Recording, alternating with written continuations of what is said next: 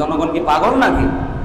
জনগণের মাথাও এতটা তার ছিঁড়া না যে নিজের সম্পদ লুটে বুটে খাওয়ার জন্য নিজের কন্যা, নিজের মেয়ে, নিজের বউ, নিজের মা, নিজের বোনকে ধর্ষণ হওয়ার জন্য ভুল লোকরে ভোট দিয়ে সংসদে বসাবো। জনগণের মাথায় এত তার ছিঁড়া না। আর এই যে আল্লাহ বলছেন যে আমি যদি ক্ষমতা দিয়ে ওরা পৃথিবীতে সালাত কায়েম করবে, যাকাত আদায় করবে, কিন্তু যারা করে না তার মানে বোঝা গেল ওরা আল্লাহর পক্ষ থেকে আসে নাই, জোর করে এসেছে। ও আমারু বিল মারুফ, ন্যায় কাজের আদেশ করবে, ওয়া নাহু আনিল মুনকার, অন্যায় কাজের নিষেধ করবে। ওয়ালিল্লাহি আকিবাতুল উমুর, এবং মনে রাখবা এই সকল কাজের পরিণাম আমি আল্লাহর হাতে।